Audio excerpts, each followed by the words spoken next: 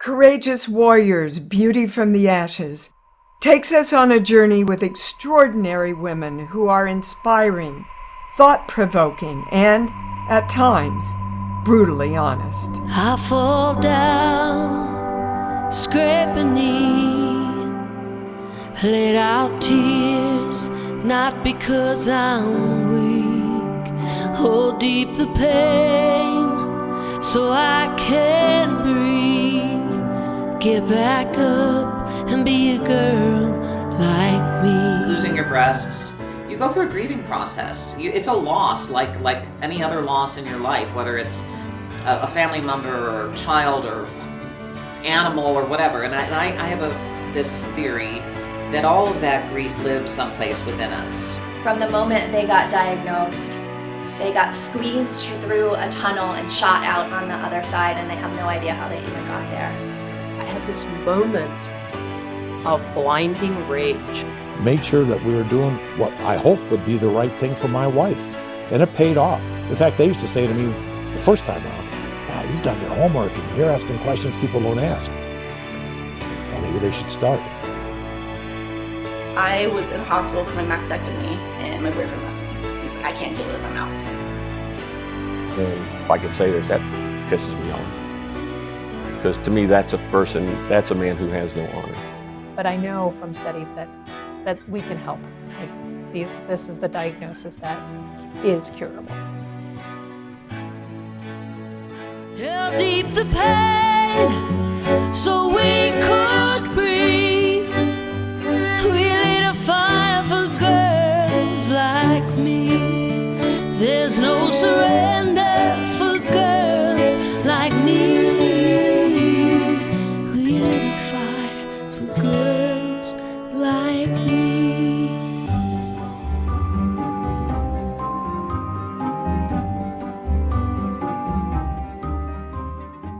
In the past, you mentioned a couple of things that you have championed with your other films. You've won a lot of awards. You even qualified for an Oscar for one of your films. What are you hoping for with this film about breast cancer? Ultimately, to be able to use it as a piece for organizations that are much smaller. Like, for example, there's one here local that's Sense of Security, and they actually raise funds and give it to the actual patients they're going through the battle.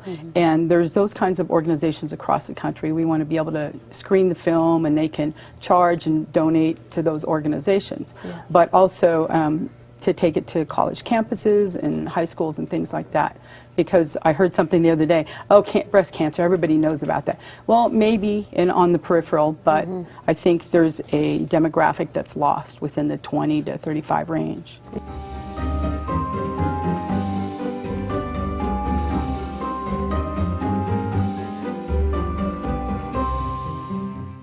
This has been a long journey for you. I mean, this is something a passion project you've put a lot of time into and have continued to do so as it evolves and, gets out there into the world. Kind of talk about how this process started and evolved for you and the journey. It's really crazy. I mean, I look back now and I can tell you that my journey with cancer started actually when I was 7. Because my grandfather passed away on Christmas morning from lung cancer.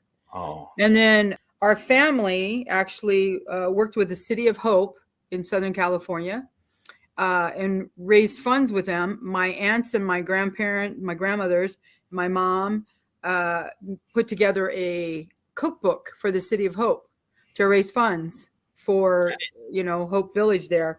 And so I kind of think it was kind of instilled in me at an early age, and I experienced cancer and that devastation. My mom had breast cancer. She passed away from it. I ended up taking care of her at the end of her life as a caregiver. And then about 5 years after that, my best friend that I had in Southern California, same scenario. It was like, okay, I carried all that around for a while. And then a friend of mine wrote this short film called, it was based on a monologue actually. And I kept telling her, I think you should make that into a short script.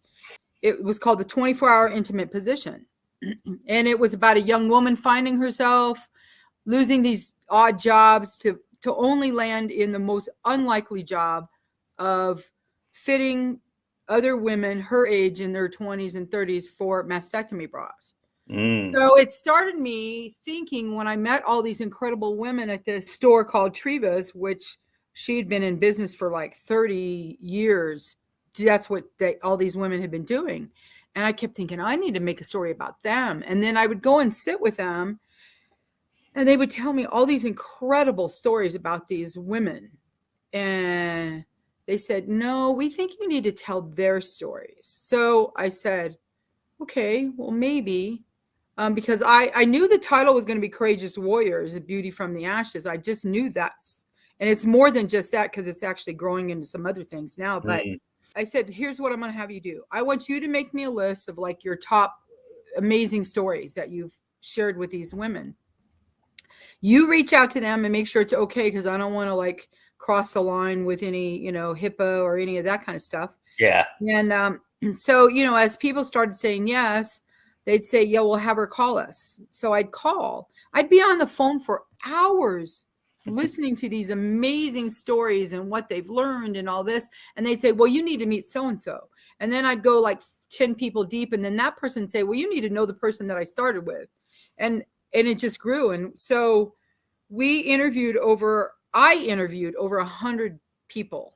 Wow. And men, women, but I knew that the caregiving piece had to be a part of it because that's kind of the piece that it gets chucked to the side.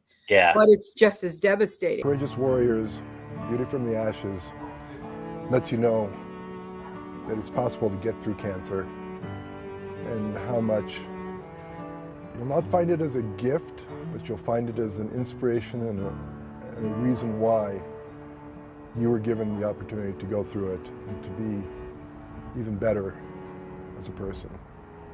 I'll tell you, I make a lot of films over the last 23 years, but none has taken me this long. And I think it was very therapeutic for me. People don't realize you're carrying anger and you're pissed off about stuff. And then it dawns on you, oh, well, yeah, I experienced that. Okay, I'm holding on to that anger because my mom died from breast cancer and nobody helped her and listened. And so in the course of meeting these incredible men and women, because men can get breast cancer, contrary to popular belief, I thought, okay, how do I structure this in a way that we're not attacking the medical community, because that's not what this is about. It's about the shit show that happens to the individual and the bomb that goes off and explodes against all the people around them. And how did they, in the middle of that battle, the war, have the wherewithal to create these beautiful paths of healing for others? And it really evolved. And it's funny because we only had 2 other interviews that we wanted to get and do when COVID hit. But our film was already running at like over 2 hours. And I'm like, oh no, we can't do this. Let's just let it sit here. For these first 3 months of COVID, we're going to let it breathe. And then it was like this light bulb went on and I was like, okay, we're going to restructure this. And my editor and I, we worked on it.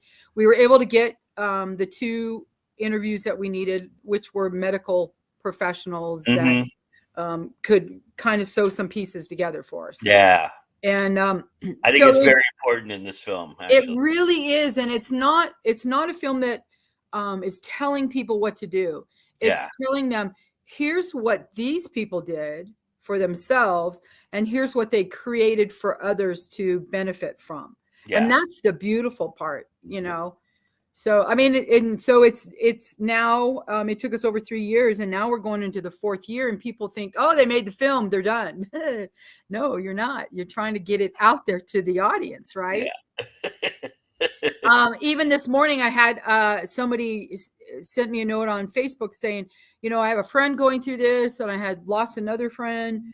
Is this film, would it be good for her to see it? And she's in the middle, she's finishing chemo. And I'm like, yes, this film is for those people. It's for people that aren't going through it. It's for people that may be sitting next to a coworker that's going through a breast cancer battle. They got diagnosed, They got squeezed through a tunnel and shot out on the other side, and they have no idea how they even got there.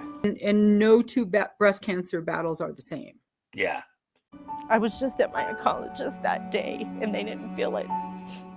And my daughter said, "You'll be okay, you'll be fine, it's nothing, just, call your doctor, it's gonna be okay." And it wasn't. And then that's when they said I was stage 4, and that I was incurable, and that I wasn't a candidate for chemo or radiation. And they told me they could keep me comfortable. What's interesting is when people say, well, it's just breast cancer. And, oh, we only want to talk to you in October because that's Breast Cancer Awareness Month. Yeah. Like, well, people get diagnosed every month of the year, 24/7. So, we've been up a little bit of a battle against that kind of mindset. But when people see it, then they go, oh. Mm-hmm. The thing I love about talking about with filmmakers about documentaries is the idea of how you had this mindset going in. You're collecting all this research, you're collecting all this data because you have a set point you want to make. And then somewhere along the lines, whether it's during the interviews, if it's during the edit, during the first edit, the mindset changes. It almost grows into its own life. It's like a fire. You start a fire to get warm, but the fire expands and does whatever the fire is going to do because it breathes its own life. It really does. And you really have to be in tune to that. And I mean, I know when I made my first documentary, I was like, well, you know what? It tells you what the story is. It starts going, nope, you're going to go this way. Nope, you're going to go this way. And you're right. The fire, it just explodes. And you're like, oh, wow. I didn't even get that when I was doing that interview. Okay. So it is eye-opening that way as a filmmaker, completely different than your narratives, Yeah. I do narrative features as well. Yeah. And so, but all my films raise awareness in some capacities. How much does doing a narrative kind of help you structure a documentary? Do you feel like you have a better sense of story? Is there something inherent that in doing a narrative you really latch onto in a documentary style? I think that for me, when I'm doing interviews, they're my actors. And so I approach them the same way I do working with my actors. And I think I also you kind of wind people up and you let them talk. As you can see, because I'm wound up and I'm talking, but because they have to be comfortable with you. Yeah. And that your actors have to be comfortable with you, especially with such a strong subject, right? Right. And we have people that were diagnosed they're 15 years out, they're on the other side, they're medical professionals, and they blubbered through the whole film because they went, oh crap, I thought I had dealt with all of that. Yeah. And I did not. And thank you for having me be part of this and then seeing all of this put together, because I just experienced another level of healing. And so, but if you don't make those individuals comfortable, like you at the end, I mean, you're family, just like you are on a narrative. And it's funny because I don't always know exactly the questions I'm going to ask, but because I'd been a caregiver for my mom, and then my best friend at the time, we'd been best friends for years until I moved away, but we could just pick up where we left off. And that piece, I just kind of, you roll up your sleeves and you just do it because you're thrust into the middle of this battle. It's going to be a battle. You don't know what that adversary looks like. And it takes twists and turns, even as a caregiver. The stories are just endless. And the individuals are so, I've termed this statement here just in the last couple of days. I'm like, it's the 3 B's of breast cancer. They're bold, they're brave, and they just show this badassery, and they're going to kick cancer's ass. They're going to armor up and whatever they have to do. I want people to know that whether they have been touched by breast cancer or they've been touched by another diagnosis, a medical diagnosis, you can take breast cancer out of our film and plug anything else in. Yeah. And be inspired to advocate for yourself advocate for others, and have better compassion and understanding when somebody's going through a battle. Because a lot of times, I found this early on when I made my first film, The Goal. I'll never forget this. That was, disabled athletes, wheelchair rugby. Yeah.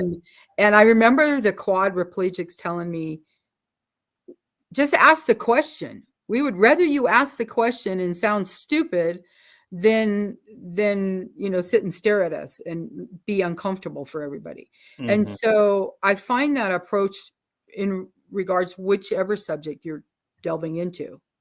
Everything that you've done up until this point has kind of been filtering a more humanitarian mission, a more of an idea of making awareness toward humankind and the way that we approach ourselves and how we deal with one another. And I'm kind of curious, this evolving to this level and doing something that is so real and so stark, does it get to a point where you kind of even get bogged down by how much you're trying to convey a message and it doesn't, and you're getting feedback and pushback from the communities and the idea that breast cancer is not as prevalent or it needs to be addressed in a certain time period and things like that? Do you feel like you just want to yell, hey, you're missing the point, I'm trying to get a message across here, kind of? Yeah, exactly. And I do feel like, gosh, somebody in the universe, please listen.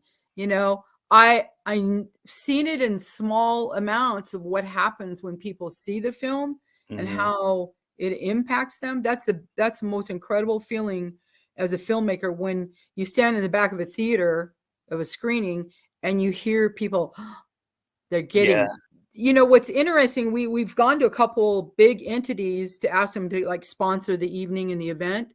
Yeah. And what you find and discover, and it drives me crazy, is they won't play in the sandbox together. Like, guys, you're all battling breast cancer. Can you not just come alongside each other and lift each other up and, help people see the bigger picture, kind of thing? I find that it's easier when you're dealing with issues that affect children or animals. Women and breast cancer, not so much. And I don't know how to wrap my head around that piece. And I'll be honest, it pisses me off. It probably pisses me off more now that I see the detailed struggles that individuals go through and the inability to feel like they have support. And invariably they all say, I didn't get diagnosed in October. I got diagnosed in July, Yeah. And it's like, no, this is a year-round ongoing battle. And people are living longer, but they still struggle with the after effects. Yeah. I mean, it's a PTSD thing. Every year when it's time to go get their mammograms and checkups, they are full of anxiety and all of those things that they struggle with. One lady told me, she said, I was writing my book, and she said, when I was writing about a particular event that occurred, and it was very simple.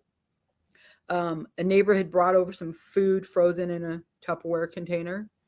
And she said that was after when it first happened, they brought the food to her. She said she doesn't know why she kept that container, but she did. And she could just smell that container and it would put her right back into that moment, knowing that she just had her chemo. And so it's so strong, the PTSD, that when she was writing about that incident in her book, she said she had to go vomit in the toilet because she was right back there again. And so I thought, everybody has a battle. Yeah. You can look over here. I could be sitting there looking at you, Joe, and you've got something major going on. We don't know what you're carrying. Right. And my hope is that, if nothing else, that the film causes people to be more compassionate about whatever somebody else's struggle is, and know also there are lots of things people are struggling with that they're invisible. You don't know that they have anxiety. You don't know they have depression. You don't know all of these things. I mean, if I could get on the rooftop somewhere or the top of Red Rocks and shout out, please buy a ticket and watch the film. Share it with your loved one, you know. Yeah. Share it with someone that you know has gone through this before, because just because they went through it before, I mean, there are people that have seen this that, wow, I've been through breast cancer 3 times. I didn't know this. And it is a struggle. Independent filmmaking is not glamorous by any means. No, you don't say. but people will say, "Oh, that is so cool." Yeah, you get to walk a red carpet at a film festival or something. Yeah. And now post COVID, that's really limited of what actually transpires. So, you know, we have to just be creative and think outside the box and do as much as we possibly can to get the message out there. Yeah. And you know, I can't tell you how many films that I've done and it's like somebody's like, oh, you know, you made this. I didn't make any money off of that film. You know, I mean, truthfully, and 90% of what you create, you don't make anything. You know, I mean, my crew people have all been paid. Right. I haven't made anything, and this is going on 4 years. So obviously, that's not why I'm doing this. Right. That's not my. Would I like to make some money? Sure. Absolutely. And because you I think more over putting out a message becomes more of a prevalent idea anyway, right? I mean, making sure the message gets heard is more of an idea than anything in that respect. You know, and social media only does so much. I mean, you post all these new things, you blog, you this, you that, you do these incredible interviews, and you hope that the right entity or party or whatever that's going to light it up in a way that can give back to the people that need it. Mm-hmm. Well, as somebody who's been a lifetime of dealing with this, what did you learn new that you didn't know going into this that you've picked up from in doing this film? I learned a lot of things, but breast cancer specifically, I did not know that inflammatory breast cancer generally means that they can't have reconstruction because it's damaged the tissue too much. And with the radiation, even if people have waited and waited and waited and they've tried to have reconstruction, it falls apart, infections occur. It's really, and that's the reason why you have Personal Ink, where people say, you know, okay, breasts don't define me. I'm going to get this beautiful piece of artwork on my chest that covers the scars. And then when I'm looking in the mirror, I feel beautiful again. I mean, and so that's the biggest piece I think that I learned. And then how many different types of cancer. Like my one friend, we were all done with the film. We got the last 2 interviews and she got diagnosed. And I said, okay, I'm going to ask you this question. You can tell me no, but I don't have this story of somebody going through right now. Everybody else is on the other side. And that's a big, bold question to ask a friend that's just got hit in the face with a bomb, right? And I told her, you can tell me to screw off, whatever you want to say, you know? And she said, let me think a minute. And so she thought about it. She said, I don't think I want to do that. I said, okay, I understand. I just didn't want to get down the road and you say to me, how come you didn't ask me to be in your film? You know? Yeah. And then a week went by and she called me up and she said, I thought differently. And I woke up today thinking, who am I to say no and not take the opportunity to share this journey if one person can learn something from me? And I said, are you sure you want to do this? Yes. And she's not anybody that would be experienced in front of the camera. But as a result, one of our other mutual friends is in the film, and I'd already done her interviews. And so we started with putting those 2 together. So So she could ask questions, she could ask back and forth. And we did put a little piece of that in the film. It was quite interesting. And then I couldn't shut her up after we got her started, because she would send me text messages, 2:00 in the morning. Hey, I meant to tell you this happened today. Oh, wow. Okay. Well, let's get another little soundbite interview piece about that and expand on that journey. And she would take her phone into, because hers was right in the middle of COVID. Mm-hmm. So her husband could not go in with her. She was alone. And so she would take her phone in and she would tell him, you need to take a picture of me here. Mm-hmm. I'm documenting this. She was pretty bold and pretty brave. Talk a little bit about the editing process and dealing with this. I mean, you interviewed 100 people, have hundreds of hours of footage. It's meticulous in trying to go through all that and just finite it and create a narrative and a story through that. And as somebody who's done narratives before, you know how to structure a story. You know that 90 minutes is probably your sweet spot, and you have all this stuff. And you mentioned how you had like a 3-hour cut to begin with, and you had to pare it down. And it's funny because we had a few people work on this. I mean, some people shot some interviews. They shot some other scenery stuff, or transition shots and things like that. We had a pretty good team, but really at the end of the day, and our composer was amazing. But at the end of the day, it was me and my editor, and I'm not an editor that pushes the buttons, but I see things differently. And so but Mike and I have worked together for over a decade now. And we've done narratives and we've done docs together. It came down to, God, I have a personal connection to this person, but they don't say it as impactful as this other person. And so you find yourself I learned from my very first film, because when I made my first film, it was a narrative. And so of course it was like friends and family that you're casting. And then you're like, oh, I remember the hardest part was the distributor came back and said, okay, your film's won all these awards. We want to license it. Boom. Here's the money, blah, blah, blah.